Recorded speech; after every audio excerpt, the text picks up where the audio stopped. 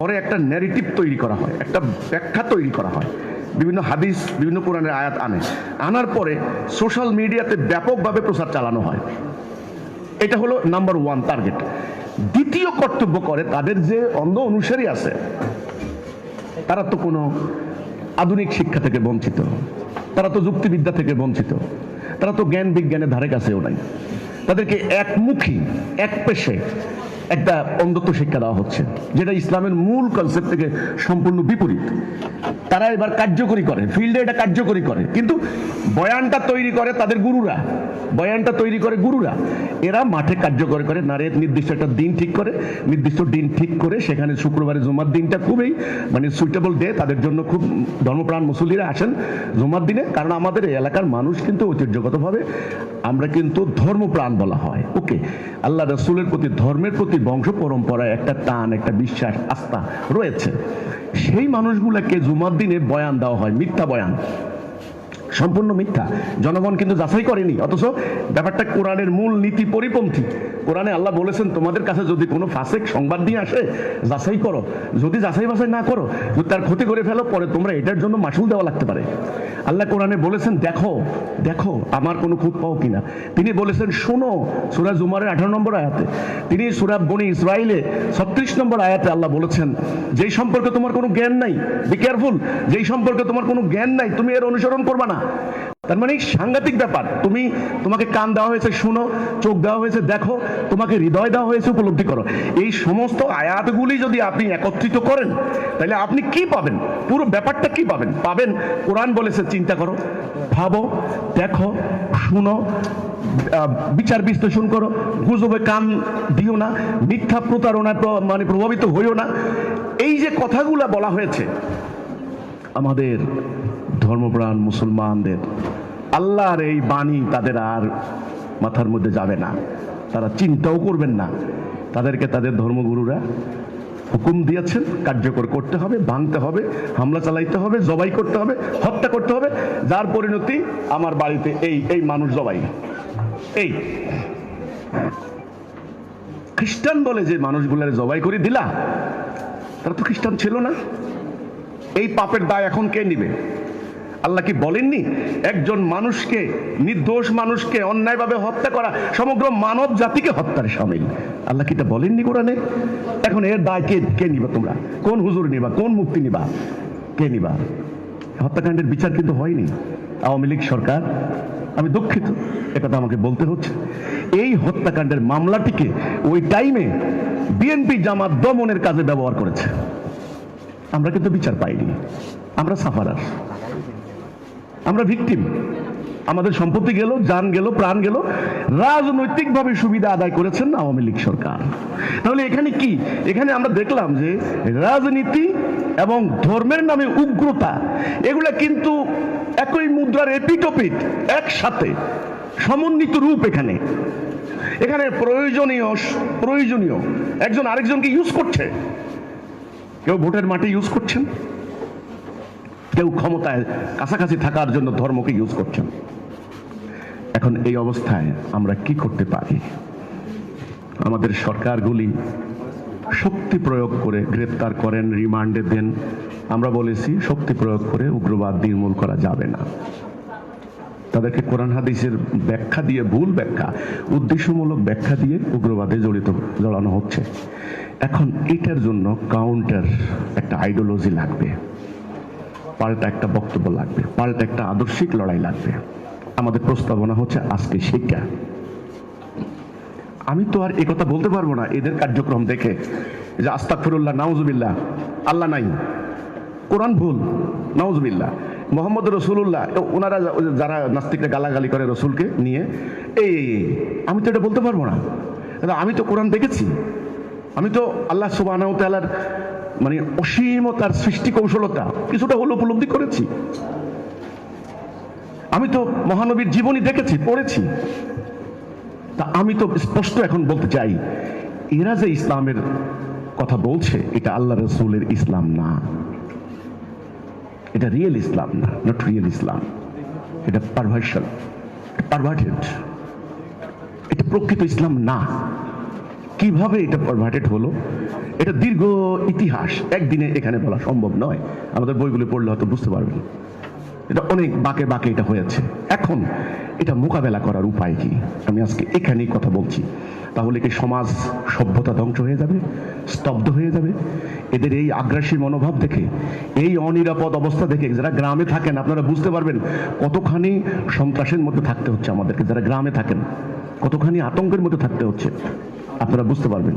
শহরের মধ্যে যদিও কিছুটা কিছুটা এখন বর্তমানে সরকার চেষ্টা করছেন কিছুটা স্থিতিশীলতা আনতে, কিন্তু গ্রামের পরিস্থিতি কিন্তু মোটেও ভালো নয়। অনেক শিক্ষিত লোক দেশ থেকে চলে গেছেন, অনেক ছেলে সন্তানকে তারা অস্ট্রেলিয়া, কানাডা, আমেরিকা সেটেল করে দিয়েছেন। আমার জানাশোনা অনেকে ঢাকা শহরে বাড়ি বিক্রি করে ইউরোপে জায়গা কিনেছেন। তারা বলছেন সোজা কথা, এই দেশে এখানে আর থাকা যাবে না, এখানে আর কোনো ভবিষ্যৎ নাই। আমাদের ভবিষ্যৎ ধ্বংস করলো কারা? কেন? আমাদের মাটি কি অনুর্বর? আমরা কি মরুভূমিতে থাকি? এখানে এত সুজলা সুফলা শস্য শ্যামলা, এত সুন্দর একটা উর্বর জমি, এই মানুষকে দীর্ঘদিন আমাদের একটা এখানে এখানে আমরা ঐতিহাসিক কাল থেকে আমরা আমাদের যাপিত জীবন কি ছিল? এখানে হিন্দু, বৌদ্ধ, খ্রিস্টান, মুসলমান, পাহাড়ি, সমতল ভূমি। আমরা কি একই বাজারে হিন্দু মুসলমান কি ব্যবসা করিনি? আমরা কি একসাথে লেখাপড়া করিনি? এখন কেন আমাদের জীবনযাত্রা এত অসহিষ্ণু হয়ে উঠলো?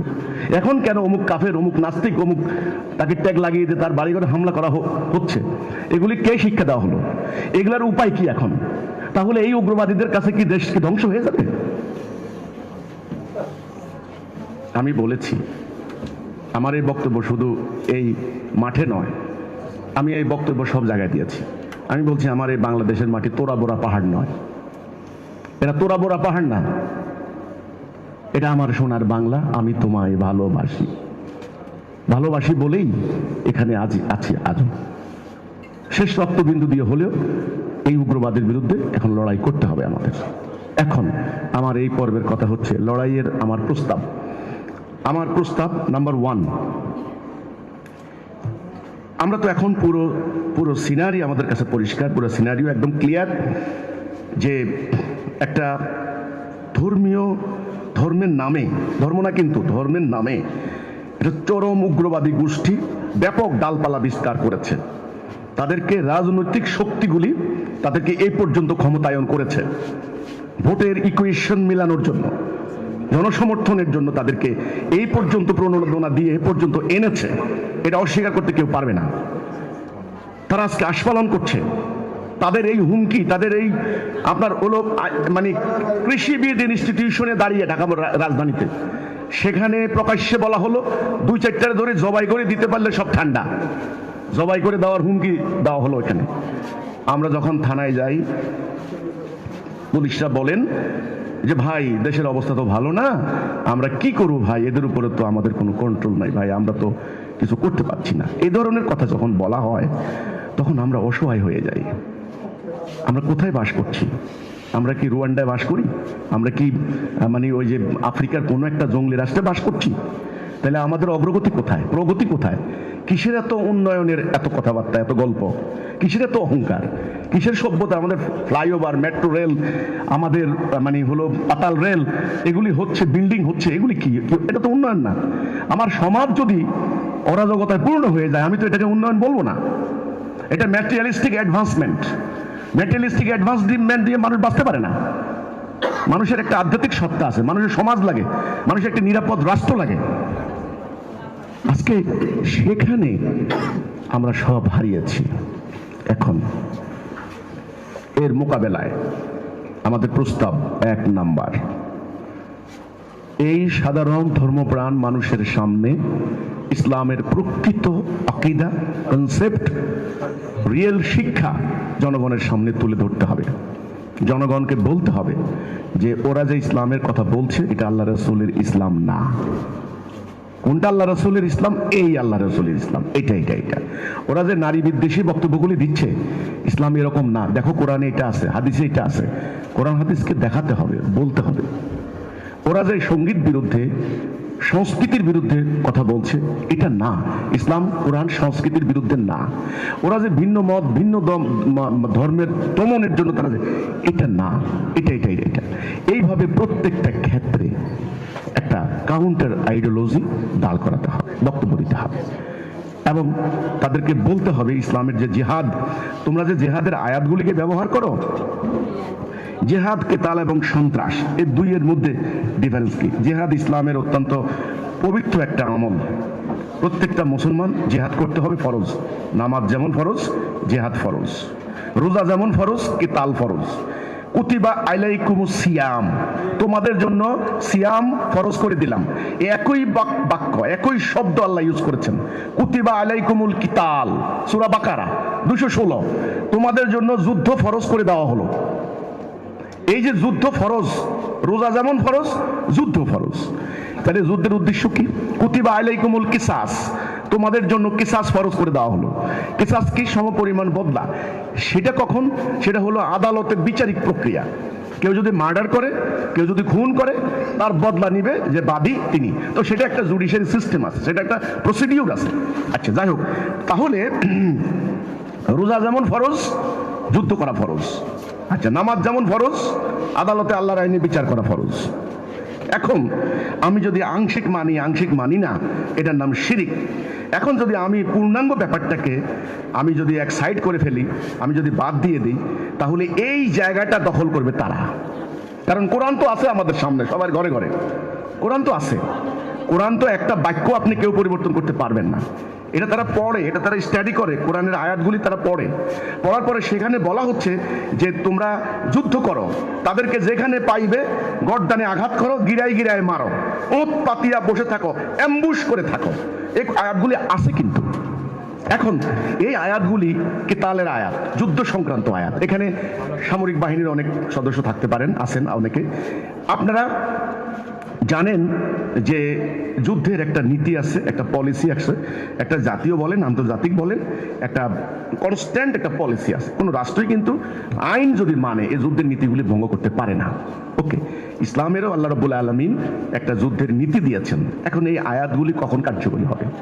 নবী করিম সাল্লাল্লাহু আলাইহি ওয়াসাল্লাম যখন রাষ্ট্রপ্রধান ছিলেন, যখন তিনি মদিনাতে রাষ্ট্র কায়েম করেছেন, তখন তিনি হেড অফ দ্য স্টেট, রাষ্ট্রপ্রধান হিসেবে তিনি এগুলোকে এক্সিকিউট করেছেন। তিনি সেনাবাহিনীর প্রধান ছিলেন। তিনি সৈন্য সমাবেশ করেছেন, অস্ত্র নির্মাণ করেছেন, অস্ত্র তৈরি করেছেন, গোয়েন্দা তথ্য সংগ্রহ করেছেন, শত্রুকে অ্যাটাক করেছেন, শত্রুর গতিবিধি পর্যবেক্ষণ করেছেন, অস্ত্র তিনি প্রস্তুত করেছেন। তিনি বিচারপতি ছিলেন। তাহলে বিচারপতি হিসেবে তিনি বিচারের রায় দিয়েছেন। তাহলে একটা রাষ্ট্র ব্যবস্থা লাগবে, একটা সভরেন্টি লাগবে, একটা অথরিটি লাগবে। উইদাউট অথরিটি তুমি এই কোরআনের কিতাল সংক্রান্ত আয়াত তুমি কার্যকর করতে পারো না। তুমি একটা কওমি মাদ্রাসার একটা মুফতি, একটা মহল্লার ভিতরে একটা রুমের 3 রুম নিয়ে ভাড়া নিয়ে তুমি মিশকাত, বুখারী এরকম হাদিস কিছু পড়ে তুমি একটা মুফতি টাইটেল নিয়ে তুমি কি করলা? একটা রাষ্ট্রের অথরিটি হয়ে গেলা। তুমি নিজের মতো বলে দিলা মিস্টার করিম ও হলো নাস্তিক, ওকে কতল করতে হবে, বাস, তার এখন কতলযোগ্য অপরাধ তার। এবার তোমার বাহিনী তো আছে, তারা এবার চাপাটি নিয়ে কোমরের মধ্যে নিয়ে ঘুরে কোন জায়গায়, আপনি তো রিক্সা যাচ্ছেন, আপনার বউরি নিয়ে দিল ঘাড়ের মধ্যে চাপাটি দিয়া কোপ, এবার আপনার দিয়ে দিল, ফেসবুকে ছেড়ে দিল, নারে তাকবীর, আল্লাহু আকবার, আমরা বিজয় লাভ করলাম, এই নাস্তিকের দুনিয়া থেকে সরাই দিলাম, ইত্যাদি ইত্যাদি। এটাই সন্ত্রাসবাদ, এটাই সন্ত্রাসবাদ। কিন্তু আপনি তাদেরকে তো বুঝাতে পারবেন না, যে তারা বলবে কি তোমরা সন্ত্রাস বলো, এইটা একটা খ্রিস্টানদের একটা চক্রান্ত। আমরা সন্ত্রাসী না, আমরা জঙ্গি না, আমরা মুজাহিদ। মাথার মধ্যে লা ইলাহা ইল্লাল্লাহ কালো এটা মাইন্দা আমরা মুজাহিদ, আমরা আল্লাহর জন্য করছি। এবার তারা আমাদের গত আইজি সাহেবকে যখন সাংবাদিকরা প্রশ্ন করলেন যে এই যে উগ্রবাদীদেরকে ধরার পরে আপনারা রিমান্ডে আনছেন, ফাঁসি দিচ্ছেন, মানে সেটার কতখানি রেমেডি হচ্ছে এই উগ্রবাদ, তখন আইজি সাহেব বলেছিলেন দেখেন ওদেরকে আপনি কি ফাঁসি দিবেন? ওরা বলে আমাকে গুলি করেন স্যার, আমি শহীদ হয়ে যাব, তাড়াতাড়ি চলে যাব, আমি জান্নাতের সর্বোচ্চ স্তরে চলে যাব। তাহলে এই যাদের চেতনা লালন করছেন আপনি গুলি দিয়ে, ফাঁসি দিয়ে, রিমান্ড দিয়ে, সেনাবাহিনী দিয়ে, র্যাব দিয়ে, আপনি হলো হেলিকপ্টার গানশিপ দিয়ে আপনি এদেরকে কিভাবে কন্ট্রোল করবেন? সেটা আমরা বলেছি। আমেরিকার ট্রিলিয়ন ট্রিলিয়ন ডলার জলে গিয়েছে, বাংলাদেশের বিলিয়ন বিলিয়ন টাকা জলে গিয়েছে, হবে না, আবার প্রত্যাবর্তন করবে তারা। তাহলে এই যে কথাটা শক্তি প্রয়োগ করে হবে না। শুধুমাত্র, আমি কিন্তু শুধুমাত্র কথাটা যোগ করেছি, অনলি শুধুমাত্র শক্তি দিয়ে হবে না।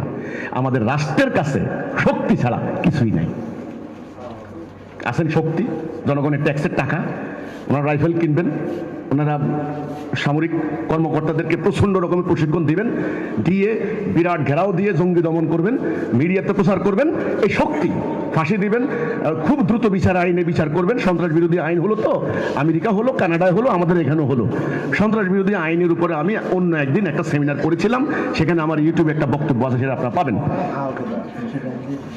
তো কথা হচ্ছে এই যে, তাহলে আমি যেটা বললাম এখন, শুধুমাত্র শক্তি দিয়ে হবে না। কাউন্টার আইডিওলজি, কাউন্টার ন্যারেটিভ, ওরা যেটা বয়ান দিচ্ছে আপনাকেও সঠিক বয়ান দিতে হবে, এটা তৈরি করতে হবে। সেটা তৈরি করে সেটা নিয়ে বসে থাকলে হবে না। সেটা আপনার হ্যান্ডবিল, বই, তারপরে মানে পত্রিকা, এরপরে অনলাইন অফলাইন সর্বত্র সেগুলো প্রচারণার ব্যবস্থা করতে হবে। এবং একদল কর্মী বাহিনী লাগবে, একদল কর্মী বাহিনী লাগবে যারা মোমেনের সংজ্ঞা পূর্ণ করবে, সম্পূর্ণ নিঃস্বার্থভাবে আল্লাহর জন্য। তারা এই উগ্রবাদের বিরুদ্ধে সঠিক আদর্শটা নিয়ে মাঠে কাজ করতে হবে। ওরা কিন্তু আক্রান্ত হতে পারে, যেমন আমরা আক্রান্ত হচ্ছি, ওরা আক্রান্ত হতে পারে। তাহলে আমার এই পরবর্তী প্রস্তাব, প্রথম প্রস্তাব হচ্ছে শুধুমাত্র শক্তি দিয়ে হবে না, একটা সঠিক আদর্শ লাগবে। দ্বিতীয় কাজ হচ্ছে আদর্শ নিয়ে যারা কাজ করবেন তারা নিজেরা আদর্শটাকে ধারণ করতে হবে। কোরআনে আল্লাহ বলেছেন, ইয়া আইয়ুহাল্লাযীনা আমানু লিমা তাকুলুনা মা লা তাফআলুন কাবুরা মাকতান ইনদাল্লাহ। এমন কথা কেন বলো যেটা তুমি নিজে করো না? আমি সেমিনারের উগ্রবাদের বিরুদ্ধে বক্তব্য দিলাম আর আমি নিজেই উগ্রবাদের লালন কর্তা, তাহলে আল্লাহ লানত পড়বে আমার উপরে, লানত পড়বে। আল্লাহ বলবেন, ও সেমিনারে যাই লম্বা লম্বা কথা বলে আইছো, নিজে হলো উগ্রবাদের মূল ইন্ধনদাতা। তাহলে এটা আল্লাহ তাআলার আধ্যাত্মিক, কারণ কোরআন শুধুমাত্র শরিয়া না, এর আধ্যাত্মিক দিকও আছে। কিন্তু আপনারা জানেন, দেহ আত্মা, শরিয়া এবং মারেফত। শুধুমাত্র শরিয়া নিয়ে লাফালাফি করলে ইসলাম হবে না। আমার এক ঠ্যাং কেটে দিলে আমি হাঁটতে পারবো না। ইসলামের আধ্যাত্মিকতা বাদ দিলে ইসলাম থাকে না। মানে ইসলাম, শরিয়া এবং আধ্যাত্মিকতা এই দুইয়ের সমন্বিত রূপ। আল্লাহর সাহায্য, আল্লাহর হেল্প লাগবে, আল্লাহ সাহায্য করবেন মোমেনকে। তো গেল এটা 2 নাম্বার। একদল লোককে যারা সত্যিকার অর্থে ইসলাম চায়, তারা কিন্তু এই উগ্রবাদের বিরুদ্ধে কাজ করলে একটা ফলাফল আসবে। 3 নাম্বার, ব্যাপকভাবে আমাদের যারা সচেতন, সমাজের মধ্যে যারা শিক্ষিত জন আছেন, যাদেরকে আল্লাহ রব্বুল আলামিন, আপনাদেরকে যাদেরকে আল্লাহ ভাষা জ্ঞান দিয়েছেন, আল্লাহ আপনাদেরকে বিভিন্ন ভাষা সম্পর্কে আপনাদেরকে জ্ঞান দিয়েছেন। আপনারা আরবি জানেন, বাংলা জানেন, ইংরেজি জানেন, আপনারা উপস্থাপনা করতে পারেন, আপনাদের অ্যানালাইসিস ক্ষমতা খুবই সুন্দর, আপনাদের বিশ্লেষণী শক্তি অসাধারণ, আপনাদের পর্যবেক্ষণ ক্ষমতা মার্ভেলাস। আপনারা কোনো একটা ব্যাপারকে খুব সুন্দর করে পর্যবেক্ষণ করতে পারেন, বিশ্লেষণ করতে পারেন, ব্যাখ্যা করতে পারেন, উপস্থাপন করতে পারেন। অর্থাৎ আপনাদেরকে যারা সিভিল সোসাইটি, আমি আপনাদের কথা বলছি, আপনার শিক্ষক, সাংবাদিক, সামরিক অবসরপ্রাপ্ত কর্মকর্তা, বেসামরিক কর্মকর্তা, আপনার স্টুডেন্ট লিডার্স যারা আছেন, এই সিভিল সোসাইটি, আমি এদেরকে বলবো, এই শব্দটা আমরা জানি, কিন্তু আল্লাহর ভাষায় মোমেন, আল্লাহর ভাষায় হইতে হবে মোমেন। মোমেন একমাত্র আল্লাহর প্রতি ঈমান আনবে, রাসূলের প্রতি ঈমান আনবে, এবং এই ঈমানকে, অর্থাৎ আল্লাহ ছাড়া মানদণ্ড হবে কিন্তু আল্লাহ। আমি আবার বলছি, ইসলামের ন্যায় অন্যায়ের মানদণ্ড কিন্তু আল্লাহর বিধান। এত মানদণ্ড হলে হবে না। অমুক মুফতি কি বলেছেন, অমুক ফকিহ কি বলেছেন, অমুক তাফসির মুফাসসির কি বলেছেন, এগুলো ইসলামের মানদণ্ড নয়। আপনারা জানেন যে আদালতে কোনো মামলা হলে পরে যদি কোনো উকিল এটা জজ সাহেবকে দেখাইতে পারেন যে মাননীয় আদালত এটা কিন্তু সংবিধানের অমুক ধারাকে ভায়োলেট করেছে, তখন কিন্তু এই মামলা টিকে না। এটা দেশের আইনেও আছে। কিন্তু এটা ঠিক তেমনি ইসলামের মধ্যে আমাদের ন্যায় অন্যায়ের মানদণ্ড, এই জন্য এটার নাম হলো ফুরকান। ন্যায় অন্যায়, কোনটা ন্যায় কোনটা অন্যায়, কোনটা হবে কোনটা হবে না, কোনটা বৈধ কোনটা অবৈধ, এর মূল মানদণ্ড হবে কোরআন। আমরা দেখবো এটা কোরআনের মধ্যে আছে কিনা। যেমন মেয়েদেরকে নিয়ে আপনার মিটিং করা, সমাবেশ করা, মেয়েরা অংশগ্রহণ করা, মেয়েদের চেহারা দেখা যাবে কি যাবে না, এটা নিয়ে ব্যাপক বিতর্ক। এত বিতর্কের দরকার নেই, কোরআনে আসলেই কিন্তু পরিষ্কার হয়ে যাচ্ছে, ইল্লা মা জাহারা মিনহা, একেবারে আয়াতের একেবারে সুন্দর আল্লাহ বলেছেন, যেটা সাধারণত প্রকাশমান তাহা ব্যতীত অন্যগুলো ঢেকে রাখো। তাইলে মুখমণ্ডল, হাতের পাতা, পায়ের পাতা খোলা থাকবে স্বাভাবিক। এবার এইটা নিয়ে যদি আপনি মারামারি করেন যে মহিলা মুখটা খোলা, ওনারে দায়ুস নারী, শয়তান নারী, ভ্রষ্টা নারী বলে গালাগালি করেন, বেপর্দা নারী, তাহলে আপনি কোরআনকে অবমাননা করলেন। আমার কথা হচ্ছে এটা। তো কাজে আমি একটা করে, যেমন গানের ব্যাপারে কোরআনে কোনো নিষেধাজ্ঞা নাই যে গান হারাম। কোরআনে বলা হয়েছে যে অশ্লীল কথাবার্তা হারাম, অসার কথাবার্তা হারাম। লাহুয়াল হাদিস বলা হয়েছে, লাহুয়া ফাইসা, যেগুলো অনর্থক, অপ্রয়োজনীয়, আননেসেসারি, যেগুলো সময় নষ্ট হয়, মানুষের বিভাজনের সৃষ্টি করে, এগুলো হারাম। গান হারাম, কাব্য হারাম, সংস্কৃতি হারাম, অভিনয় হারাম, শিল্প চর্চা হারাম। এই যে ঢালাওভাবে হারাম হারাম বলছেন, কিসের ভিত্তি? ভিত্তি হচ্ছে বিভিন্ন ফতোয়ার মাসলা মাসাইলের কিতাব। কিন্তু আমরা অনুসরণ করব কি? কোরআন। লা ইলাহা ইল্লাল্লাহ কথার মূল কথা কি? লা ইলাহ, ইলাহ মানে কি? হি হু ইজ টু বি ওবেইড, তিনি সেই সত্তা যার আনুগত্য করতে হবে। ইলাহ, তাহলে একমাত্র ইলাহ আল্লাহ, লা ইলাহা ইল্লাল্লাহ। এই কথা যারা বলবেন তারা তো ইসলামের চর্চার ক্ষেত্রে মানদণ্ড অন্য কাউকে নিতে পারেন না। আমাকেও নেবেন না। নে, আমি কে? আমাকেও নেবেন না, আমি কিচ্ছু না। হ্যাঁ, আমি যদি কোরআনের কথা বলি, আমার আর আপনার দুইজনের একত্রিত হওয়ার জায়গা এই কোরআন। এখন এই কথা বললে যদি আপনাকে আরেকটা ট্যাগ লাগিয়ে দেওয়া হয়, আরে এরা হলো আহলে কোরআন, এরা হলো মুনকারে হাদিস, এগুলা হাদিস মানে না, এগুলা কাফের কাফের কাফের, আমার নামে মিছিল দেয়। আমি কিন্তু এমনি এমনি বলি না ভাই, প্রতিদিন আমার নামে অন্তত 2000 মিছিল হচ্ছে। আমার ছবির মধ্যে জুতা মারা হচ্ছে, আমার ছবিরে ক্রস দিয়ে গুলি মারা হচ্ছে, আমার মস্তক 10 লাখ টাকা ঘোষণা করা হচ্ছে। এগুলো হচ্ছে আমি এই কথা বলার কারণে। আজ আমাকে আল্লাহ দিয়েছেন এই কথা, যখন আমি এই কথা বলি আমাকে আল্লাহ দিয়েছেন, তখন তারা বিশ্বাস করে না। তোমাকে আল্লাহ দিবে কেন? তুমি কি মাদ্রাসা পড়ছো? তুমি কেন? আল্লাহ কি কোরআনে বলছে নাকি যে মাদ্রাসা পড়েছে তাকে দেবো না কিছু? মহানবী হযরত মুহাম্মদ সাল্লাল্লাহু আলাইহি সাল্লাম নবুয়ত পাইছেন হেরা গুহায়, লেখাপড়া জানেন না। ওনাকে যখন প্রথম বলা হয়েছে ইকরা বিসমি রাব্বিকাল্লাযী খালাক, পড়ুন, উনি বললেন আমি তো পড়ালেখা পারি না। তো কিসের এত অহংকার? আল্লাহ রাসূলকে বলেননি ইন্নাল্লাহা লা ইয়ানজুরু ইলা সুওয়ারিকুম, তিনি সুরত দেখেন না? সুরত রাইখা এই যে অপকর্ম করছো, এই জন্য আল্লাহ কোরআনে বলছেন আল্লাহ সুরত দেখেন না। রাসূল বলছেন আল্লাহ সুরত দেখেন না। সুরত না বাহ্যিক, আল্লাহ নয়, আমার কর্ম, আমার আমল এবং আমার নিয়ত। তো আজকে আমার কথা হচ্ছে এই, আমি সংক্ষেপে, এত দিকে না, আমার সংক্ষেপ কথা হচ্ছে এই উগ্রবাদ মোকাবেলায় আমাদের প্রস্তাবনা, আমি আবার রিপিট করছি, আসল ইসলাম, রিয়েল ইসলাম, যে ইসলাম মহানবী হযরত মুহাম্মদ সাল্লাল্লাহু আলাইহি সাল্লাম আল্লাহর কোরআনকে ভিত্তি নিয়ে প্র্যাকটিস করেছেন, আরবের জাহিলি সমাজ দূর করে আলোকিত সমাজ করেছেন। আমরা ওই যে আলোকায়নের যুগ বলি ইউরোপিয়ানদের বলি আলোকায়নের যুগ, রাসূলুল্লাহ আলোকিত করেছেন আরবের জাহিলি সমাজকে। সেই ইসলাম লস্ট, ওই ইসলাম নাই। সেই প্রকৃত ইসলামের কনসেপ্ট নিয়ে জনগণের সামনে কাজ করতে হবে। এটা হলো আমার একেবারে প্রস্তাব।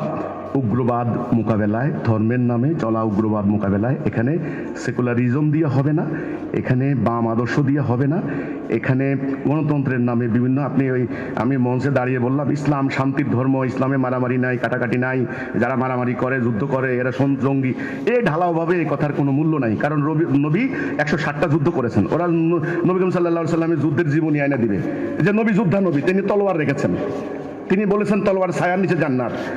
কোরআনে শত শত আছে যুদ্ধের আয়াত, এই কথা খালি বললে হবে না। তাহলে এটা বলতে হবে হ্যাঁ ইসলামে যুদ্ধ আছে, সেই যুদ্ধ মুমিনের জন্য, সেই যুদ্ধ ইসলামের রাষ্ট্র ব্যবস্থার অধীনে অথরিটির হুকুম মোতাবেক। রাসূল যেমন সেনাবাহিনী তৈরি করেছেন, তোমরাও তেমনি সেনাবাহিনী যখন তৈরি হবে, সেনাবাহিনীর বিভিন্ন পদমর্যাদার অফিসাররা কাজ করবেন সেনা নীতি মোতাবেক। কারণ কোরআন এখানে ব্যক্তিগত তালাকের, বিয়ের যেমন নির্দেশনা আছে, তালাকের যেমন উত্তরাধিকারী সম্পত্তির নিয়ম যেমন আছে, ঠিক তেমনি যুদ্ধের নিয়মও আছে।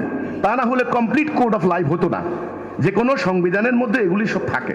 সেই হিসাবে তাহলে এখন তুমি যে যুদ্ধের কথা বলছো, এটা হয় না। তুমি একটা ব্যক্তি মাত্র, তুমি আর আমি সমান সমান। তুমি যত বড় মুহতামিম হও না কেন, তুমি আর একজন রিক্সাওয়ালা আইনের দৃষ্টিতে এখন সমান। দেশের থার্ড ক্লাস ম্যাজিস্ট্রেটও যদি থার্ড ক্লাস ম্যাজিস্ট্রেট, আমি কিন্তু ইগনোর করে কথাটা বলছি না, মানে তৃতীয় পদমর্যাদার ম্যাজিস্ট্রেটও যদি সমন জারি করে, আমি যত বড় লোক হই না কেন, আর রিক্সাওয়ালা যত বড়, সমান, দুইজনে আদালতে যাইতে হবে। তাহলে তুমি অথরিটি নাও, অথরিটির নির্দেশ ছাড়া তুমি কি তাল করতে পারো না, যুদ্ধ করতে পারো না। এই কথাগুলি খুব লম্বা আলোচনা, ডিপ আলোচনা, এগুলি এখন জনগণের সামনে তুলে ধরতে হবে।